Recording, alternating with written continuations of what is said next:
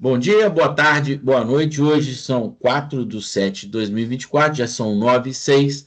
A gente está iniciando aqui mais uma live sobre o grupo de discussão de Lei Geral de Proteção de Dados. E por uma provocação externa, né, do Lucas, a gente talvez venha tratar um assunto que seja o questionamento, a punição ou a auditoria que está sendo sofrida pela Meta, né, o Facebook, com relação à inteligência artificial. E aí esse vai ser um tema que a gente vai estar tratando aí até a próxima semana, ou para a gente avaliar. Mas hoje, pensando ainda na questão do primeiro cliente, do primeiro contrato, um dos problemas que todas as empresas têm, e eu vou falar todas as empresas porque é recorrente. Na pesquisa que eu fiz, na pesquisa que algumas pessoas fizeram, né, a meu pedido, a maioria das empresas não tem contrato com os funcionários ou não tem contrato com os terceiros que trabalham lá. E esse assunto é um assunto que, além da gestão de crise, que é um departamento, ou um setor, ou um comitê que tem que estar muito ligado ao Comitê da Informação, que vai fazer a adequação da Lei Geral de Proteção de Dados, a gestão de crise é aquele momento que você olha e fala o seguinte, olha, se deu algum problema, né? Por exemplo, vamos imaginar a VCB. Se pegou fogo, tem algumas pessoas que vão ter que seguir uma linha de fuga e outras que vão seguir na linha do problema, né? Porque vão combater, são aquelas pessoas que foram treinadas para brigada de combate ao incêndio. Quando a gente está falando de gestão de crise, é isso. Então, tem algumas pessoas que vão assistir, tem outras pessoas que vão tomar a atitude de resolver. E aí, a gente pode estar falando disso na relação, por exemplo, de gestão de crise para perda de dados. O que vai acontecer? A empresa vai parar? Por quanto tempo? Quais são as soluções previstas? E, normalmente, quando a gente não prevê, a gente toma decisões de improviso. E o improviso, com raiva, com nervosismo, com estresse, com pressão, normalmente não são as melhores atitudes a serem tomadas. E aí, dessa forma, pensando na gestão de crise, a gente também vai idealizar aquilo que limita os poderes, os direitos e os deveres, que são os contratos. Então, se a gente olhar para dentro da gestão de crise e imaginar a gestão de contratos, o quanto que isso é importante, o quanto que isso é pertinente. Porque sem um contrato, como é que você garante que a sua contabilidade vai defender judicialmente se houver uma questão judicial trabalhista? Você precisa de dados e, eventualmente, os dados estão disponíveis para o advogado que está defendendo aquele funcionário que está te questionando, mas ele não está do outro lado pensando dessa mesma forma. Quer dizer, o advogado que está defendendo a empresa, às vezes ele não tem os dados, porque a contabilidade não entendeu que ela faz parte e ela tem responsabilidades.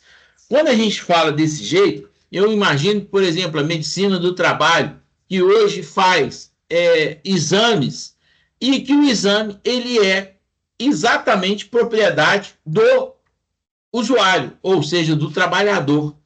E quando a gente não tem um contrato nem com terceiros, nem com trabalhadores, a gente não desenhou as responsabilidades com os terceiros, aquelas responsabilidades que são compartilhadas, da mesma forma que a gente não desenhou com os funcionários quais são as obrigações e direitos dele. Então, às vezes, a gente coloca assim, não, a carteira de trabalho é um contrato que a gente formou. Olha, só que a carteira de trabalho, você contratou ele como estagiário, ele saiu de estagiário e virou funcionário, de funcionário ele virou líder de setor, depois ele virou chefe de seção. As responsabilidades que ele passou a ter são diferentes.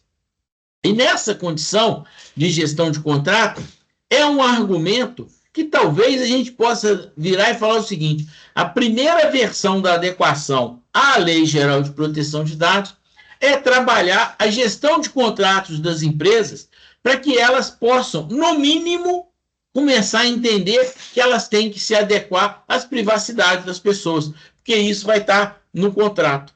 E aí, depois que você tiver essa primeira versão adequada, então a gente está falando que talvez, e pode ser um talvez maduro de dizer, porque Quando a gente olha para uma empresa que não tem nem contratos, significa que ela, além de não ter contratos, ela também não sabe as responsabilidades em documento, ela não sabe os direitos em documento e ela não sabe os deveres em documento que ela deve seguir. Então fica um negócio de achado. De achar. Porque eu acho uma coisa, o meu diretor acha uma outra coisa, o outro diretor acha uma outra coisa, e as pessoas vão tomando decisões e dando opiniões e encaminhando de acordo com o que ela acha, não com o que está documentado. Porque se tiver um documento, se tiver um contrato, fica muito mais fácil falar uma mesma linguagem. E às vezes, isso, quando a empresa é muito pequena, fica tudo na mão do dono e ele não consegue nem terceirizar. Por quê? Porque ele não conseguiu documentar, porque não tem contratos. Então, a gente está aqui, a gente fica falando que a adequação demanda de muita coisa. Imagina que se a gente for fazer uma adequação, a gente pode ser o consultor que vai fazer o seguinte: essa empresa vai sair com pelo menos modelos de contrato a serem formalizados entre os parceiros e também os funcionários, e não pode um funcionário ser promovido sem que ele tenha um aditivo no contrato dele.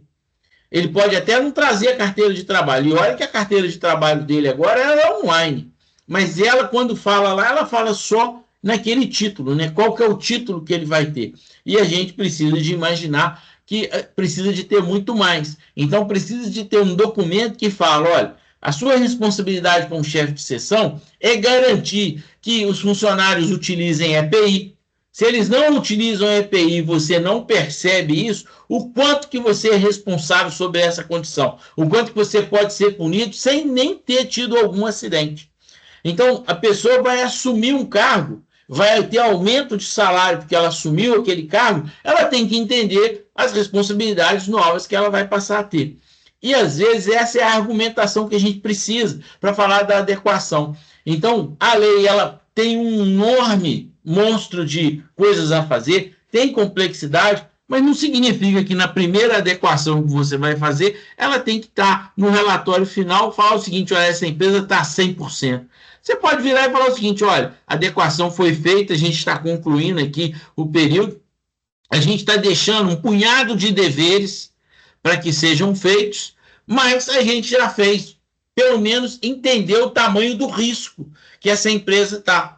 E às vezes vai ter aqui algumas pessoas que vão falar o seguinte: olha, isso não é possível, você fazer uma adequação e chegar só na gestão de contratos e deixar pendente todas as outras. É verdade. Então, quer dizer, isso é uma questão de polêmica, é uma questão de discussão, e que eu acho que o grupo de discussão cabe essa parte. E embora a gente esteja falando dessa forma, e eu estou falando em nome do Pedro, né? Eu não estou falando em nome do grupo. Por isso que a minha voz está aqui. Mas eu entendendo que na experiência de fazer, como na experiência de ser empresário, na experiência de ter uma equipe que é comandada, a gente eventualmente não faz 100% certo, faz o que é 100% possível de fazer para ser o certo. E nessa condição da adequação, o que precisa de ser feito? Dar conhecimento do risco, daquilo que pode ser feito de imediato e daquilo que pode ser programado para ser feito. Porque às vezes a gente vai chegar em empresas de 40 anos, empresas de 30 anos, empresas de 6 meses, que ela está num volume ou que já tem uma cultura que vai ser muito difícil mudar. Então, como é que você faz? Primeiro, dá conhecimento. Segundo, dá os deveres, o que elas precisam de fazer. E se você conseguir não colocar contrato para todos os terceiros e as pessoas que estão lá operando, você pode eventualmente falar o seguinte: olha, eu tenho um modelo de contrato e que não tenha nenhuma empresa contratada a partir de hoje sem esse modelo ser seguido, não tenha nenhum funcionário a ser contratado sem que ele tenha conhecimento do que ele vai fazer, dos direitos que ele vai ter e de como que ele vai tratar. E essa argumentação se torna até simples. Primeiro, que questionar se tem gestão de contrato dentro da empresa é um negócio que não é nem um negócio muito problemático.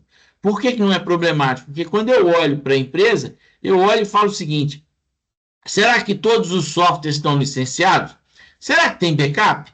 Será que então, na hora que a gente olha para isso, será que existe uma gestão de controle de acesso?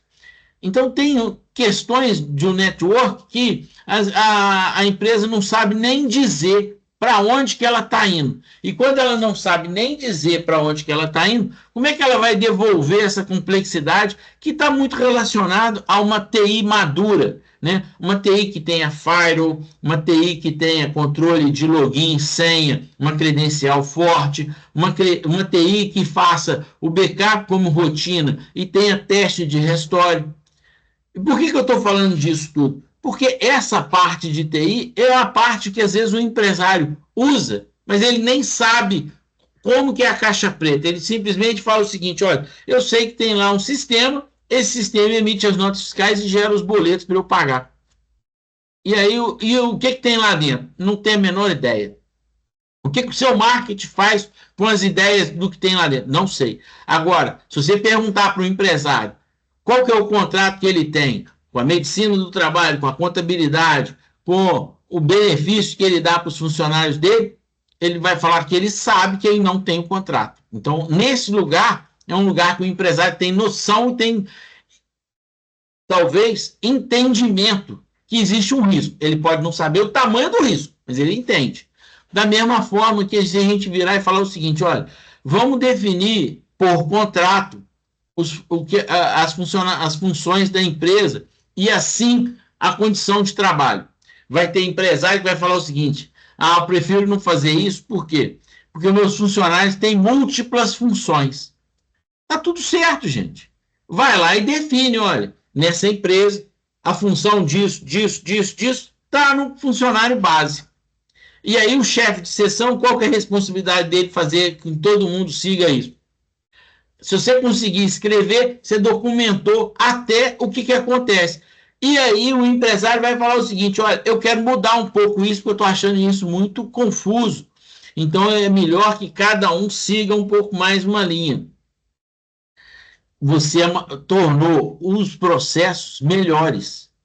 A adequação à Lei Geral de Proteção de Dados pode ir nesse caminho e fazer com que os técnicos que estão prospectando tenham uma argumentação que foge um pouco aquilo que iniciou lá atrás essa condição. Ah, você que colocou a Vânia aí, Dante? Eu não vi apitando aqui. Seja bem-vindo, Vânia. E seja bem-vindo, Everton. Então, essa discussão sobre o primeiro contrato, ele trata essa condição. Às vezes as empresas não têm contrato e a gente pode iniciar a adequação por, no mínimo, colocar a adequação de gestão de contratos no ar e nem sempre pensar que todas as empresas que prestam serviço e todos os funcionários já vão ter um contrato quando a adequação da primeira versão for concluída. Isso pode ficar como um dever de casa.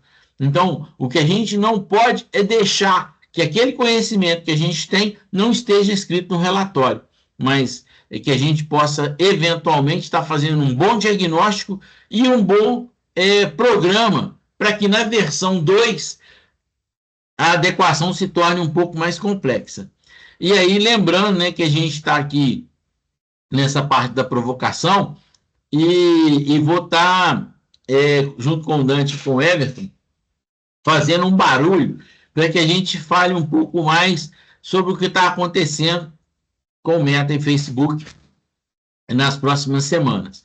E aí vai depender um pouco de como que as pessoas vão reagir a isso, né? E quem queira estar aqui contribuindo. Mas então, a fala de provocação e o dever de casa, né, que eu acho que a gente precisa de estar trabalhando, é imaginar se vale a adequação ser vista como um item que não tem um poder de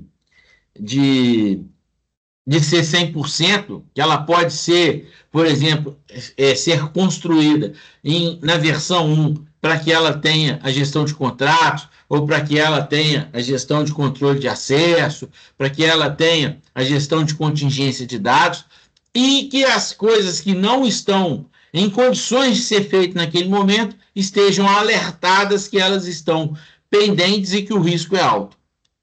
Da mesma forma, a gente pode estar lidando com a questão dos funcionários, né? Que sem contrato, eles podem estar mudando de função ao léu. E se a gente documentar, talvez a gente tenha um pouco mais de discernimento. E imaginando que, por exemplo, se a gente vai mudar de função, um eletricista que não tem, por exemplo, a NR10, aí é uma questão bem técnica, a gente vai estar cometendo não só um erro de mudar de função, mas para uma pessoa que não tem na NR10, às vezes ela não está apta àquela função que ela poderia estar administrando. Então, a CIPA pode ser o nosso primeiro auxílio para que faça colocar o empresário na condição de falar o seguinte: olha, eu não posso mais deixar as pessoas em múltiplas funções, porque tem requisitos. Eventualmente, quem está na cozinha tem funcionários que cuidam do lixo e que cuidam de produção da comida, eles, no mínimo, têm que trocar de roupa quando eles mudam de função, porque senão vai ter contaminação. Então, a gente precisa de ter uma administração que, às vezes, a CIPA ou as obrigações daquele processo justifiquem que o contrato defina o que o cara vai fazer e o que o cara não vai fazer. E assim, essa parte inicial da provocação, né, que é uma questão de imaginar como que a gente pode estar lidando com os terceiros sem contrato e assim sem definir as obrigações bem detalhadas, ou dos funcionários idem, né, preocupados com questões da CIPA, com questões que eles vão ter que assinar e falar o seguinte: olha, eu me comprometo a cumprir as obrigações que a CIPA determinar. Eu me comprometo a cumprir aquilo que as normas vão determinar, de acordo com a função que eu exerço. Então, a gente precisa de estar bem preocupado com isso. E eu acho que esse pode ser o primeiro argumento para que a gente encaminhe essa questão do primeiro cliente. E agora, essa questão do primeiro contrato ainda faz mais sentido ainda. Quer contribuir aí, Vânia?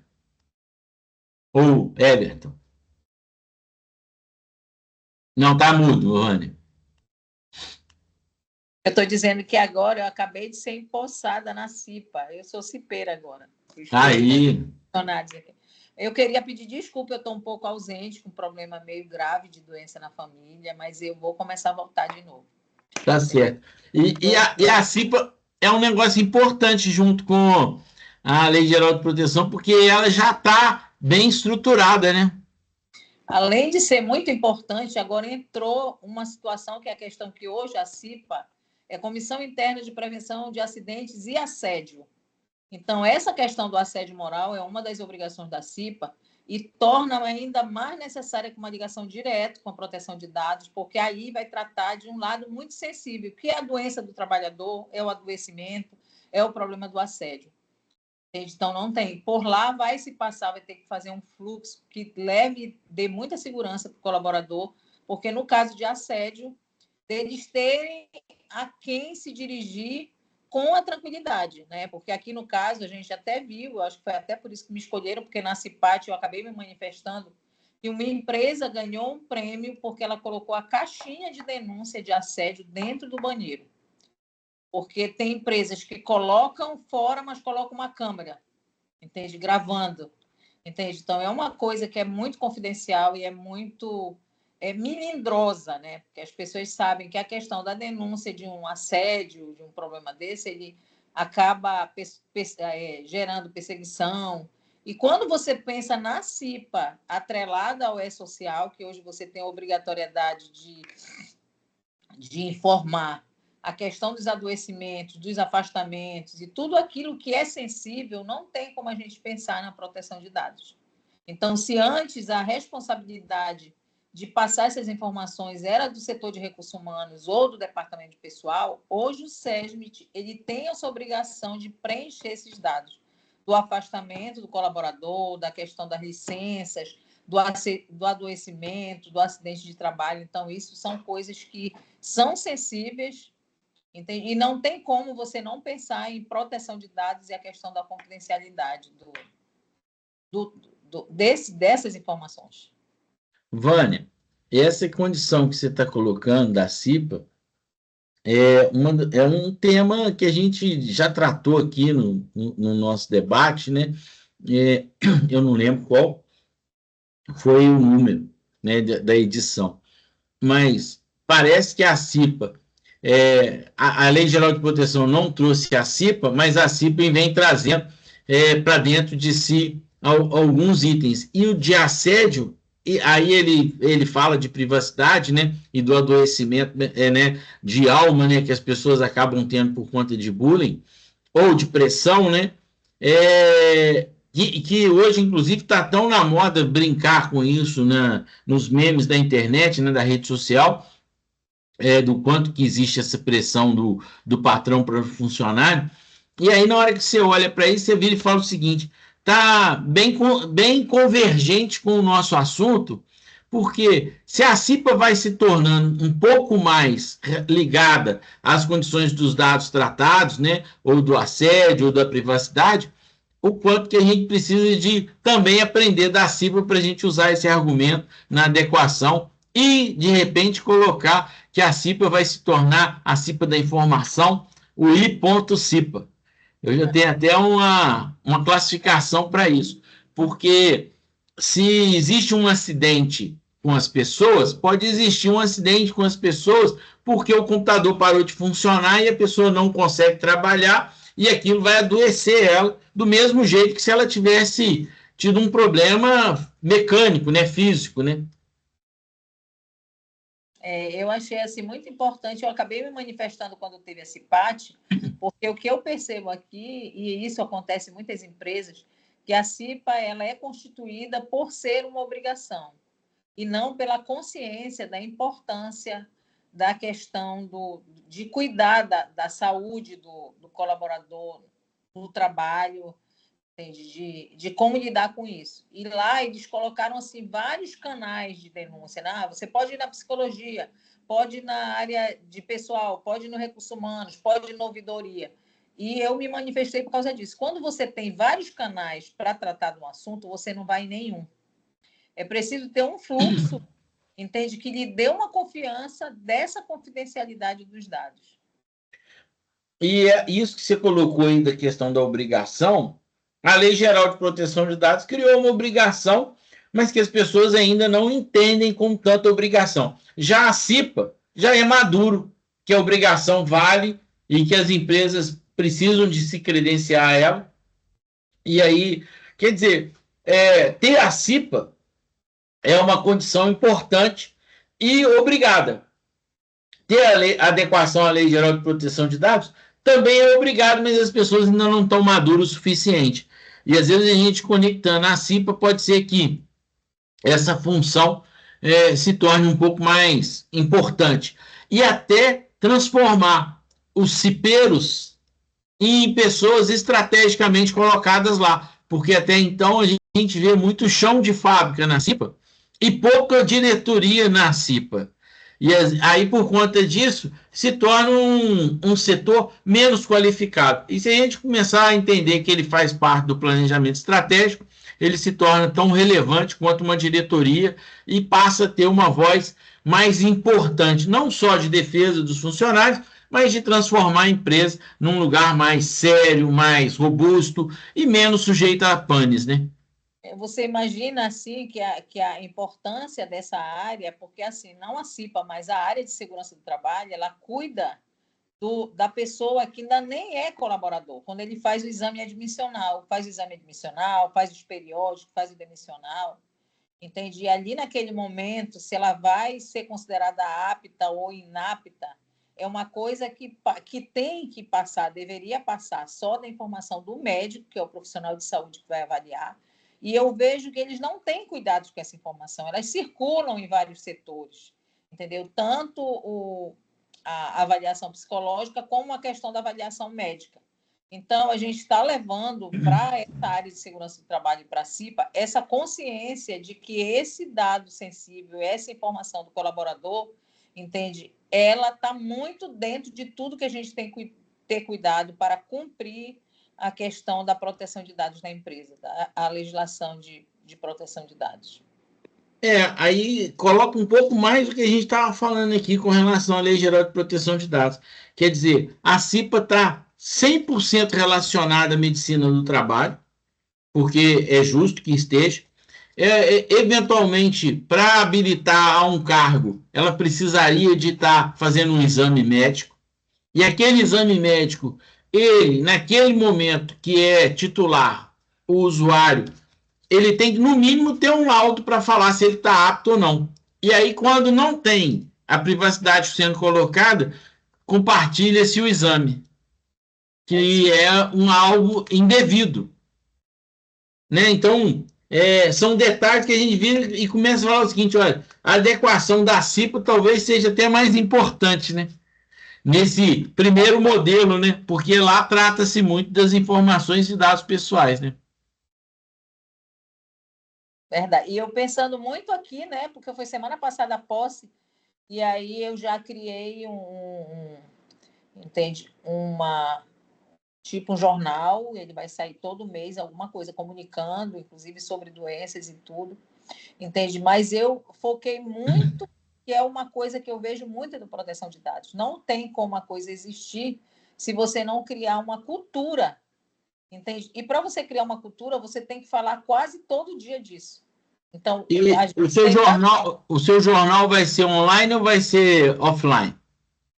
Vai ser, nós vamos passar essa informação, entende? No WhatsApp institucional, né?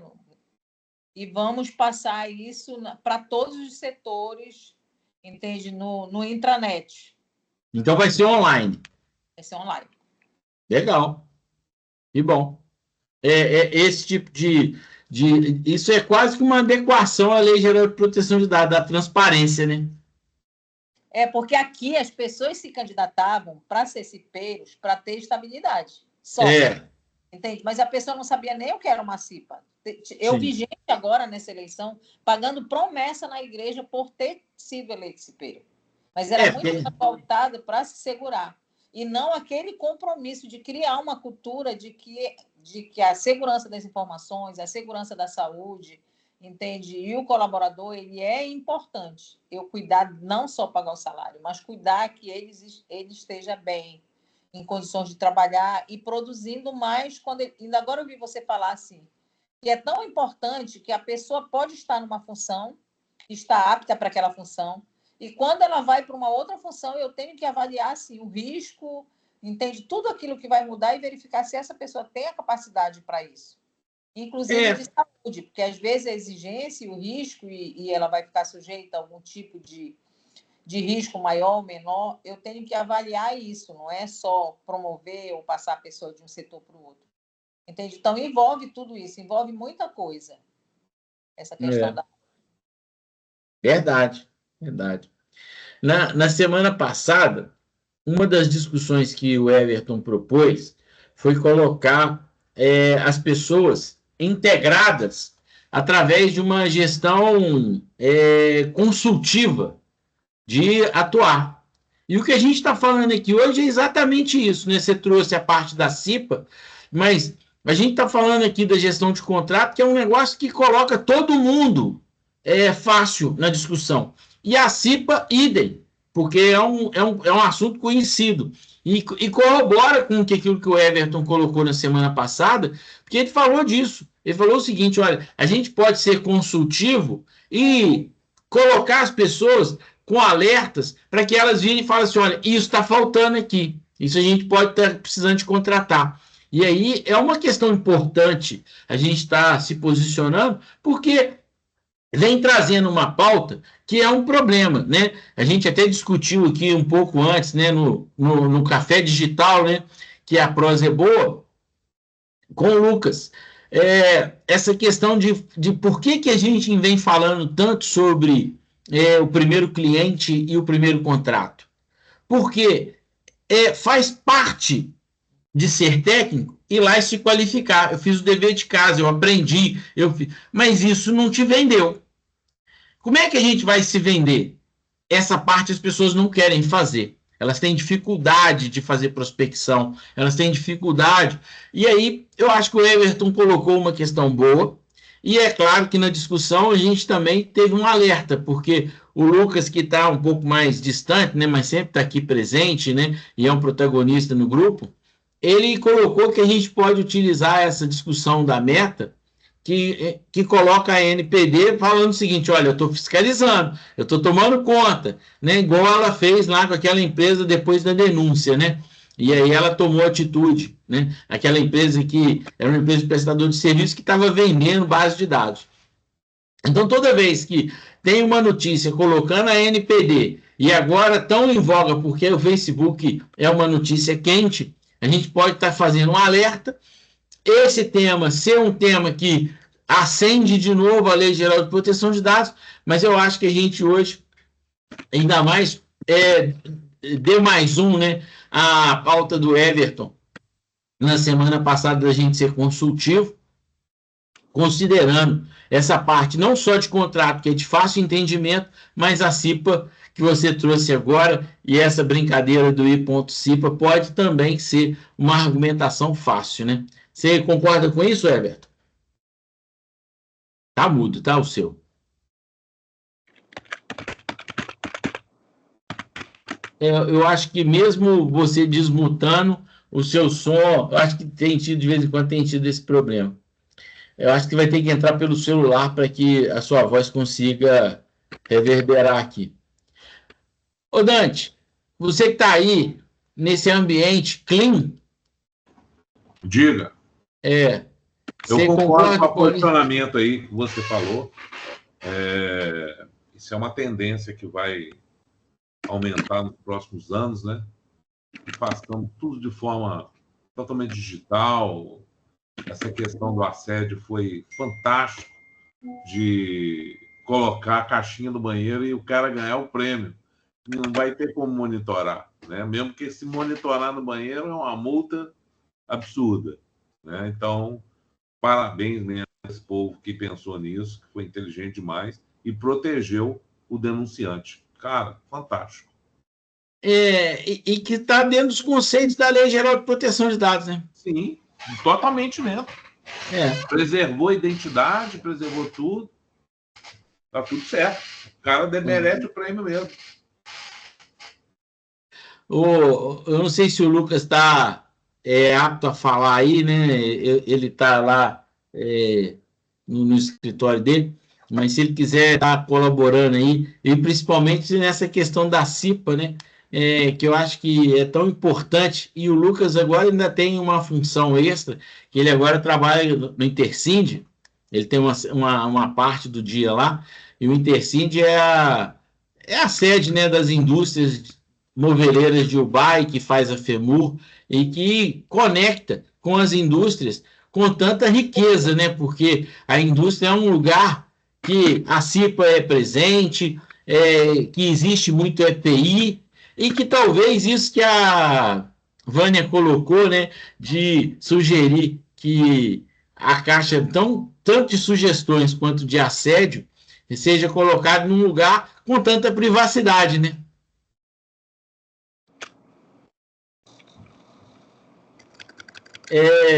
Tem as condições que a gente eventualmente vai estar aqui conversando, e elas são para isso, né? A gente criar argumento e gerar conteúdo para que a gente use isso a nosso favor, né?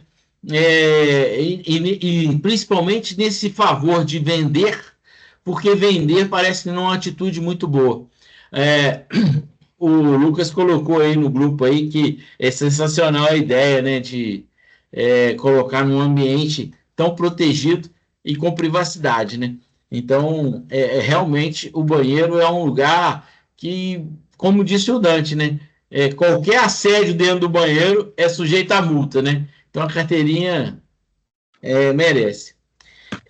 Eu acho que a gente esgotou o tema hoje, a gente falou bem dessas condições, e aí, se ninguém mais tiver nada a colaborar, vou estar dando aqui por encerrado. Se o Lucas quiser aparecer aí para poder... Então, eu vou parar a gravação aqui. E se o Lucas quiser aparecer na foto aí,